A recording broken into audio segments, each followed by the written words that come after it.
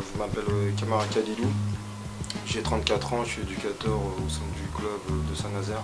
Je suis en charge des U17 depuis 3 saisons maintenant.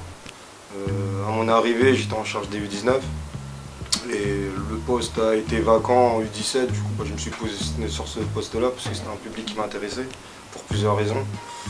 Et j'ai eu la chance de mener l'équipe au niveau national.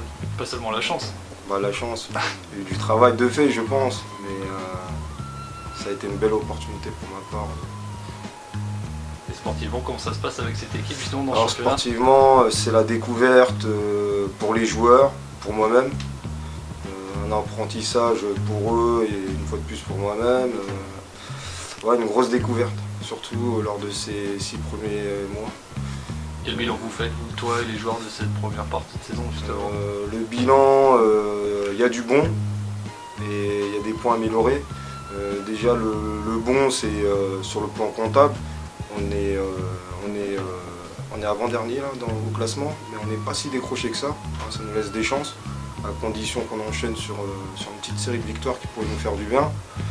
Après au niveau des points améliorés, je pense que sur le plan technique, tactique, mental, physique, je pense qu'il va falloir qu'on passe un petit cran pour concurrencer des équipes qui jouent le maintien, parce qu'il ne faut pas se mentir, nous, notre priorité c'est de nous maintenir pour la première saison et peut-être se projeter au mieux pour les saisons à venir. Donc pour tes joueurs, c'est formateur, des jeunes joueurs comme ça qui sont un peu dans la difficulté, mentalement ça leur fait aussi apprendre pas mal de choses je suppose? Ouais, c'est formateur et puis en plus de ça, ce qu'il faut savoir c'est que mon effectif est composé essentiellement de U16.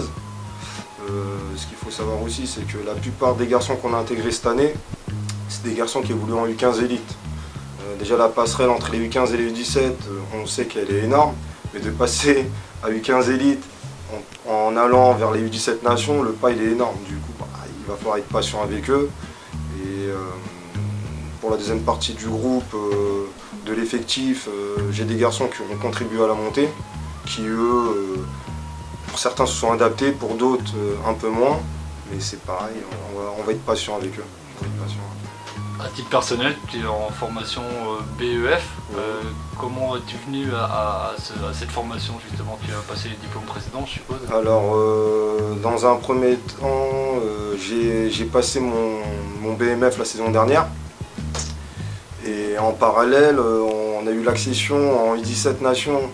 On a fini deuxième en U17 Elite et pour ma part, il me paraissait logique de passer les tests de sélection afin de valider le BEF en cours de saison. Grâce à tes joueurs, ou à cause de tes joueurs?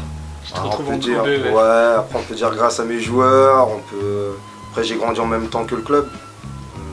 Ce qu'il faut savoir aussi c'est que le club est né sous une fusion depuis 2014 et je gravis les échelons en même temps que le club. Voilà, je suis en train de grandir petit à petit. Donc la 4e semaine de formation BEF, Ouais. on rentre dans le vif sans doute, ouais. Ça se passe comment depuis le début? C'est dur, Oui, au départ c'était dur, il fallait trouver le rythme. Après ce qui est bien c'est que moi le BMF m'a permis de prendre un peu d'avance sur les méthodes de pédagogie.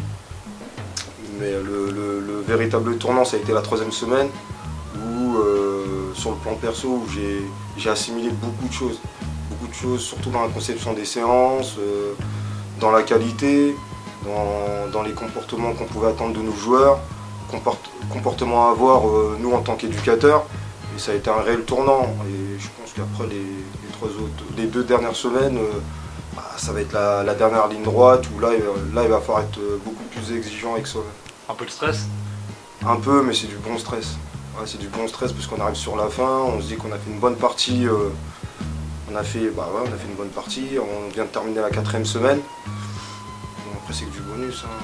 La vie de groupe aide justement à la vie de groupe avec les autres gars de la promotion, ça vous aide? Les autres gars, les autres filles? Les gars, les filles, on sent on sent un groupe, hein, comme dans un effectif.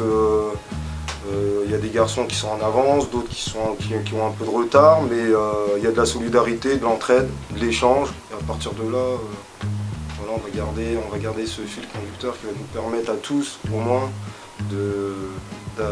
d'arriver d'attendre la dernière marche.